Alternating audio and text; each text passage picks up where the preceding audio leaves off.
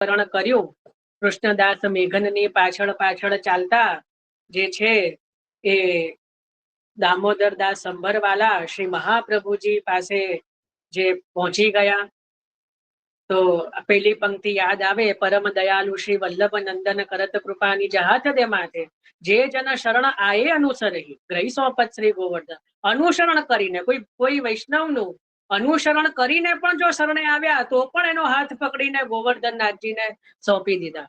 જે જન આયે અનુસરહી, અનુસરણ કરીને પણ શરણે આવ્યા તો પણ જે છે એ ગ્રહી સોપત એટલે એનો હાથ ગ્રહણ કરીને. ગ્રહી શબ્દ કોને કહેવાય ખબર છે? ગ્રહી શબ્દનો ખરેખર સાચો અર્થ શું થાય? આ તો બધાને પદ ખબર છે ને, પરમ દયાલ શ્રી વલ્લભ નંદન કરત કૃપાની જહાથ દે માથે જે જન શરણ આયે અનુસરહી ગ્રહી સોપત. ગ્રહી શબ્દ કોને કહેવાય? જેમ કોઈ ગજેન્દ્ર મોક્ષની અંદર જ્યારે પેલા હાથીના જે પગ હોય એ મગરે પકડ્યો, એવી જોરદાર પકડ હોય કે છૂટી જ ના શકે, એને ગ્રહી કહેવાય. કે એવો ગ્રહણ કરી લીધો કે પછી છૂટે જ નહીં. એટલે ગુરુ અને ભગવદીય એ જ્યારે કોઈનો હાથ પકડે પછી એને ક્યારેય છોડતા નથી, એટલે કહેવાય ગ્રહી સેવન, બરાબર પકડીને ટાઈટ. કે એને પછી કારણ કે ભવસાગરમાં પછી ક્યાંય પાછો એ પડે નહીં, એટલે ગહી સોપત શ્રી ગોવર્ધનનાથ. શબ્દો તો જુઓ કેવા વાપર્યા છે. એટલા જ માટે જ્યારે એવું કહેવાય છે પ્રેત યોની થઈ તો પણ ઠાકોરજી બોલ્યા કે તારા આ શબ્દને સાચા કરવા માટે કૃષ્ણદાસીને કીધું કે તિહારે ये शब्द को साच करने के लिए मैं तिहारे साथ बात कर रहा हूं. કેવા શબ્દો!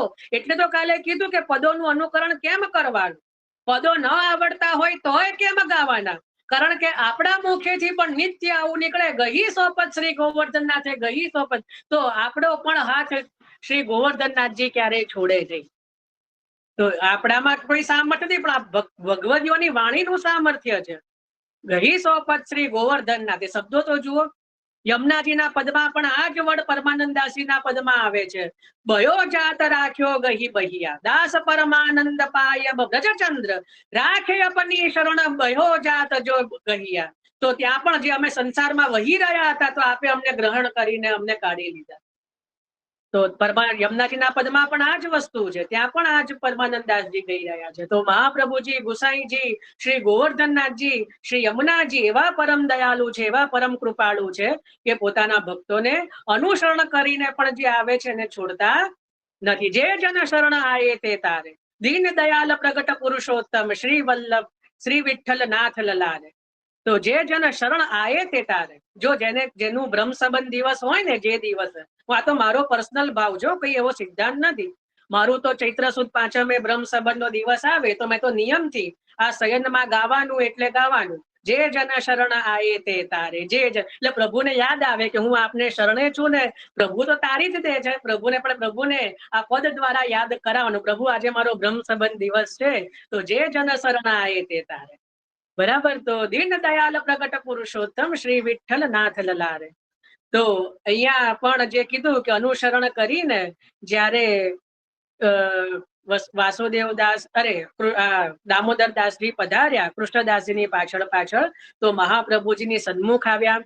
મહાપ્રભુજીએ કાલે પત્ર મંગાવેલો તાંબાનો, જે દામોદર દાસજીએ કોઈ પોતાના મનુષ્ય પાસે પોતાના ઘરેથી મંગાવેલો, આજે આવી ગયો છે.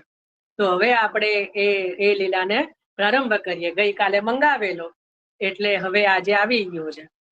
એટલે શું કે છે કે જબ પત્ર મંગવાયો તબ આચાર્યજીને પત્ર મંગવાયો હતો સો વાંચ્યો. એટલે એ પત્ર જે મંગાવેલો હતો એ પછી વાંચ્યો. પાછે વાકો અભિપ્રાય દામોદર દાસ સો કયો. એનો જે અભિપ્રાય છે દામોદર દાસજીને કયો એ પત્રનો. એટલે એમાં અમુક જે ભાવ સિંધુ જે ગ્રંથો છે એમાં પત્રનો બધો અભિપ્રાય પણ આપેલો છે કે ભાઈ આ આકૃતિ પૂતનાની ને, આ આકૃતિ કૃષ્ણની ને, આ આકૃતિ આ છે. પણ એની સાથે એટલે કૃષ્ણ લીલાની આખી આકૃતિઓ છે. આ પ્રાણાધ્યાસ છે, દેહાધ્યાસ છે, એ કરીને દસમ સ્કંદની. પણ એની કઈ એટલી બધી બહુ જરૂરિયાત નથી, એટલે અહીંયા સંક્ષેપમાં જ કીધું કે વાકો અભિપ્રાય દામોદર દાસ સો કહ્યું. પાછે દામોદર દાસ કો નામ સુનાયું. દામોદર દાસ ને નામ સુનાયું. પાછે आचार्य जी को दामोदर दास ने अपने घर पधराए, પોતાના ઘરે પધરાયા. પાછે દામોદર દાસ की स्त्री હું શરણાઈ, દામોદર દાસજીના સ્ત્રી જે છે એ પણ શરણે આવ્યા. तब दामोदर दास को और उनकी स्त्री को समर्पण करायो. એટલે એના પછી દામોદર દાસજી ના સ્ત્રીને જે છે એ સમર્પણ કરાયું, એટલે બ્રહ્મ સંબંધ કરાયું.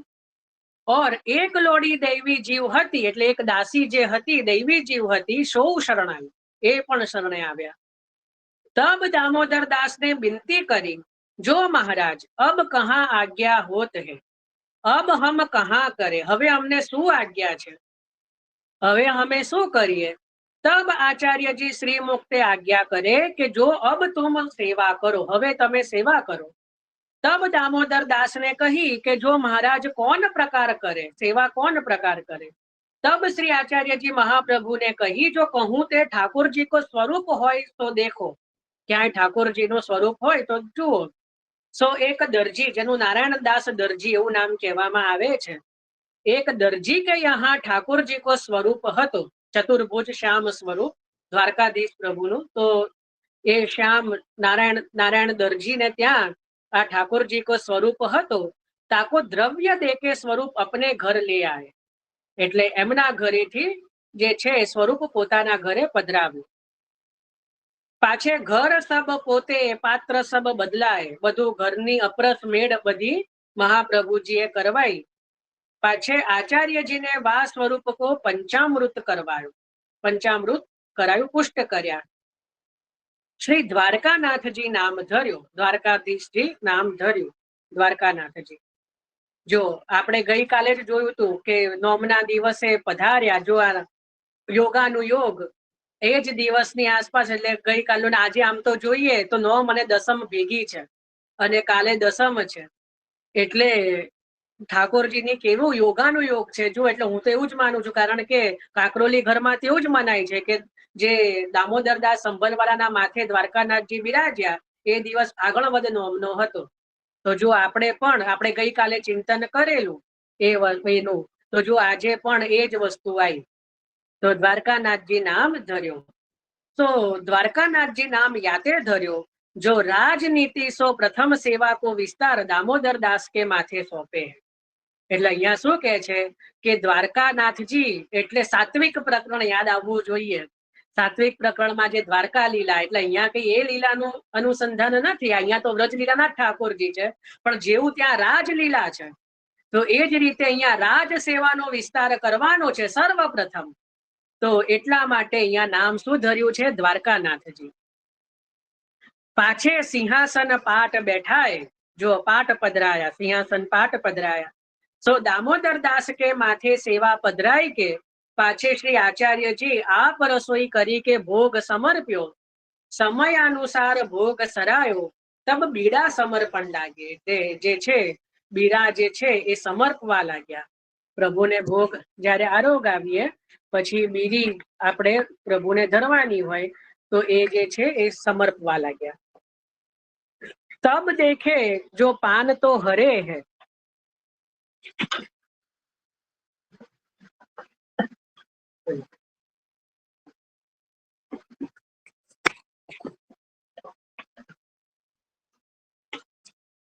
એટલે જુએ છે કે ભાઈ પાન તો હરા છે, લીલા છે. તો તબ શ્રી આચાર્યજી મહાપ્રભુ खीजन लागे, खीज के कहे कि हरे पान ठाकुर जी को न समर्पिए, उत्तम ते उत्तम सामग्री होय सो ठाकुर जी को समर्पिए.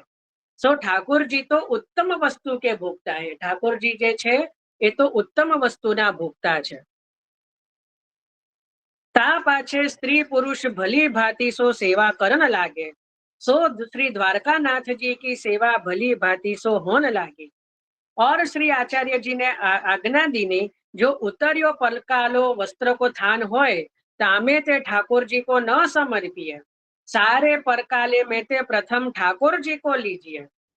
और उत्तम सामग्री होय तामे ते और ठोर न खर्चिए, ता पाछे स्त्री पुरुष नीकी भांति सो सेवा करन लागे. जो आमा एक वस्तु समझवानी, बहु सरस वस्तु समझवानी छे આપણે ત્યાં આપણે એવું સમજીએ છીએ કે સમર્પણ એટલે કેવલ સામગ્રીનું સમર્પણ, કે ઠાકોરજીને જે ભોગ ધર્યું એ.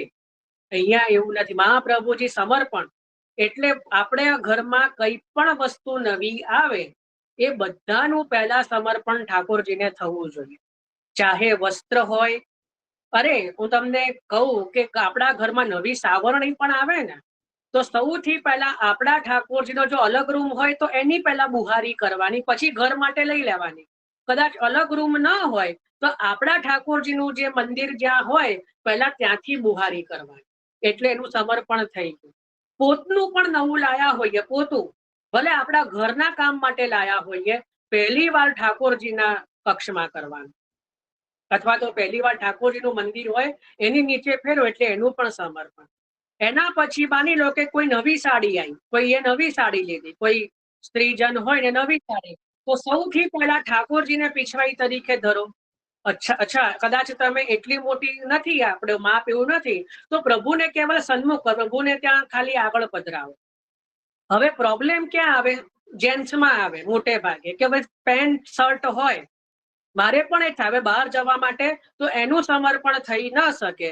તો એવામાં શું થાય? કારણ કે અમુક વસ્તુ જે જીન્સનું કાપડ હોય કે એનું જે હોય ને એનું સમર્પણ ન થાય, કારણ કે શાસ્ત્રથી એ બધું એ ના આવે, તો એ એનાથી અપ્રસ્થ હોવાઈ જાય, તો એનું સમર્પણ પછી. હવે આમાં ઘણા કેવું કે એ પહેરીને પહેલા મંદિર જવાનું, જુઓ સમજો, તો એ તો પહેલા આપણે ભોગવી લીધું, એનાથી સમર્પણ ન થાય, કારણ કે એ તો પહેલા આપણે પહેરી લીધા કપડા, એટલે એ તો પછી એનું કઈ સમર્પણ ના. સમર્પણ હંમેશા કોરી વસ્તુનું જ થાય, એટલે પછી એમાં એવો ભાવ કરી લેવાય કે જે છે પ્રભુનું ચરણામૃત આદિ કે નો સ્પર્શ કરાઈ અને પછી એને સમર્પિત માની લેવું પડે. ઘરમાં કોઈ પણ ચાદર આવે, કોઈ પડદો આવે, કઈ પણ આવે, તો સૌથી પહેલા પ્રભુને એને જે છે એ સમર્પિત કરવું જોઈએ. હવે અહીંયા જે કીધું મહાપ્રભુજીએ કે પરકાલો પહેલા જે ઠાકોરજી માટે લીધી, એનું શું ભાવ? તો તમે વિચારો, આજથી 50-60 વર્ષ પહેલા તૈયાર કાપડ નહોતા મળતા, તૈયાર કપડા નહોતા મળતા. યાદ કરો એ જમાનો. પહેલા મોટા મોટા વસ્ત્રના થાન લાવવામાં આવતા. થાન એટલે મોટા મોટા. પછી ઘરમાં તો જેટલા છોકરાઓ હોય બધાનું એક જ ટાંકામાંથી બધાના વસ્ત્ર સીવવા ઘરમાં દરજીને બેસાડવામાં આવતો. બરાબર, આવું બધું મેં નથી જોયું, મારા પૂર્વજોના મુખેથી સાંભળ્યું છે. તો પહેલાના સમયમાં તો એવું જ હતું. હવે કોઈને અલગ હોય તો હોઈ શકે, પણ પહેલાના સમયમાં તો એ સમય બહુ સારો હતો કે ઘરે દરજીને બોલાવવામાં આવે અને પછી જે છે એ કાપડનો જે તાકો જે છે એ આપવામાં આવે અને પછી એમાંથી જ બધાના કપડા જે છે સીવડાવવામાં આવે. બરાબર. તો અહીંયા શું કીધું કે આ તો મોટા જે છે શેઠ છે દામોદર દાસજી, એમના ઘરે તો કેટલા બધા વસ્ત્ર નું જે છે વ્યવહાર ચાલતો હોય, એટલે કીધું કે પહેલા જે પણ વસ્ત્ર ઘરમાં આવે એમાંથી સૌથી પહેલા ઠાકોરજીના શ્રીઅંગનું વસ્ત્ર સિદ્ધ કરાવું. કારણ કે પહેલાના સમયમાં જેટલા પણ વસ્ત્ર આવતા એ બધા ભગવદ સેવાને અનુરૂપ આવતા, અત્યારના જેવા નહીં. અત્યારે તો બધા વસ્ત્ર એવા નથી આવતા. અને હવે તો મને નથી લાગતું કે કોઈ તૈયાર કાપડ લઈને સેવડાવતું હોય એવું, કારણ કે હવે બધું તૈયાર રેડીમેડ મળે જ છે, એટલે હવે તો એ બહુ ઓછું હોય. કોઈ કરાવતું હોય તો એ ખબર નહીં, પણ હવે તો બધું રેડીમેડ તૈયાર મળી જાય છે, એટલે હવે તો એ બંધ થઈ ગયું છે. પણ એ સમયે તો જે છે પરકાલો એટલે વસ્ત્રનું થાન ના થાન લાવવામાં આવતા અને એમાંથી વસ્ત્ર જે છે સિદ્ધ કરાવાતા. એટલે કહી રહ્યા છે કે પહેલા ઠાકોરજીના વસ્ત્ર સિદ્ધ કરાવવા, કોઈ પણ વસ્ત્રનો પરકાલો હોય અને પછી પોતાના માટે વાપરવું. હું તમને બહુ મજાની એક વાત કહું છું આના પરથી, સેવાને અનુરૂપ. જે લોકો ઠાકોરજીને સખડી ધરે છે ને, ઘણા લોકોને એવો પ્રશ્ન હોય કે ભાઈ શનિવારે અમારા છોકરાઓ વહેલી સ્કૂલ હોય અને સખડી ભોગ ધરતા હોય, બરાબર. તો અમારે તો એટલી વહેલી તો ઠાકોરજીની કે રાજભોગ કેમ નો થઈ જાય? એટલો વહેલો તો રાજભોગ કેમ નો થઈ જાય? સાચી વાત ને, એવો એટલો વહેલો તો ન થાય. તો કેવી રીતે કરવું? તો તમને બહુ જબરજસ્ત એક સિદ્ધાંત કહું આપણા માર્ગનો. આપણા માર્ગમાં સિદ્ધાંત એવો છે, સમજવાનો પ્રયત્ન કરજો. સમજ્યા વગર ન કરશો, મહેરબાની કરજો, સમજી લેજો. કદાચ ના સમજ પડે તો મારી જોડે કે કોઈ સમજતું એવા ભગવદીઓ જોડે સમજી લેજો. તમે ધારો કે રોટલીનો લોટ બાંધ્યો, બરાબર, રોટલીનો લોટ બાંધ્યો. હવે એવું જરૂરી નથી કે એ જેટલો પણ લોટ બાંધ્યો એ બધાની રોટલીઓ ઠાકોરજીને ભોગમાં આવવી જોઈએ. તમે શરૂઆતમાં 2 રોટલી કરી, બરાબર, અને ઠાકોરજીને ભોગ ધર્યો ને, તો પાછળની જેટલો પણ જે લોટ જે તમે બાંધેલો છે ને, એમાંથી તમે તમારા બાળકોને આપો ને તો એ અસમર્પિત ન ગણાય. એમાંથી એ પ્રભુને, કારણ કે તમે પહેલી રોટલી એમાંથી પ્રભુને ધરી દીધી. ખ્યાલ આવ્યો કે પહેલી રોટલી તમે પ્રભુને મંગલ ભોગમાં એની તમે ધરી દીધી, પછી તમે પેલો જે હોય એ તમે તમારા બાળકોને આપી શકો. ખ્યાલ આવ્યો? એટલે આપણે ત્યાં આ પ્રકારનું છે કે જ્યારે કોઈ પણ વસ્તુ હોય એમાં શરૂઆતમાં પ્રથમમાં જે ઠાકોરજીને જો વિનિયોગ કરાવી દીધો, તો પાછળની જેટલી પણ વસ્તુ એની જે બચેલી રહી એ બધી પ્રભુને વિનિયોગમાં ગણી શકાય. સમજ પડી ને? આ બહુ સૂક્ષ્મ સિદ્ધાંત છે. બહુ સમજવામાં આવે, આનાથી વધારે તો ના સમજાઈ શકું, પણ આ રીતનું છે. મને ખબર છે એમાં પ્રશ્ન આવશે, પહેલા આપણે થોડુંક ચિંતન કરી લઈએ. તો આવી જ વસ્તુ જે છે દરેક જગ્યાએ લાગુ પડે. આ જ પ્રકાર જે છે, તો સમજી લઉં, એમ પોતાના ગુરુજન પાસે સમજી લઉં, ક્યાં તો કોઈ વૈષ્ણવ પાસે રીતે સમજીને પ્રકાર કરવો. પણ આ સિદ્ધાંત એવો છે કે શરૂઆતમાં, એટલે ધારો કે વસ્ત્રનો આખો ને આખો પરકાલો હોય, એમાંથી શરૂઆતમાં ઠાકોરજી માટે ટીવી જ જોવું હોય તો આપ શું કામ સત્સંગ, મેં તો કોઈને બાંધીને રાખ્યા નથી, આપ શું કામ જોડાઈ રહ્યા છો? આપ આરામથી ટીવી જુઓ, આપ આરામથી જે છે કરો, પણ મહેરબાની કરીને જે સત્સંગ કરી રહ્યા છે એને તો હેરાન ના કરો. એટલીસ્ટ આપને તો ક્યાં કોઈએ જબરજસ્તી બોલાયા છે? ના કરો, મહેરબાની કરો, એટલી એક કૃપા કરો. પછી પેલું એના જેવું પેલા મૂવીમાં કે છે ને કે એક वो करना उपकार क्या करना कि मेरे पे कभी एहसान करना कि मेरे पे कोई एहसान, में એવો કોઈ પેલો સાયકો કોઈ ડાયલોગ છે એવો પછી બોલવો પડે કે ભાઈ એક કૃપા કરો, આપને ટીવી રેડિયો જોવું હોય તો જુઓ, જે પણ જોવું હોય, પણ મહેરબાની કોઈ સત્સંગમાં ના જોડાઓ, મહેરબાની કરો. કારણ કે આ બધા બહુ ગંભીર વિષયો છે. આ શ્રીમદ ભાગવતજી 84 વૈષ્ણવની વાર્તાને આપ શું સમજી રહ્યા છો? કોઈ પણ કહી રહ્યો છું, બહુ ગંભીર છે ને રસમય છે. જો આપ શાંતિથી ધ્યાનથી કરશો ને, બહુ રસ આવશે આપને. સ્વપ્નમાં પણ ક્યારેક આ કેવું ના જોઈએ, આનું ચિંતન ચાલવું જોઈએ. જે પ્રસંગ આવ્યો હોય તો ક્યારેક પ્રભુનો અનુભવ થઈ જશે. ખ્યાલ આવ્યો? તો કૃપા કરો ભાઈ બધા. તો જે છે હવે હું મારો તો ભૂલી ગયો. હવે કોઈના પ્રશ્ન હોય તો કરો આના ઉપરથી. કોઈએ હેન્ડ રેઝ કરેલો, તૃપ્તિબેન કેવું કંઈક નામ હતું.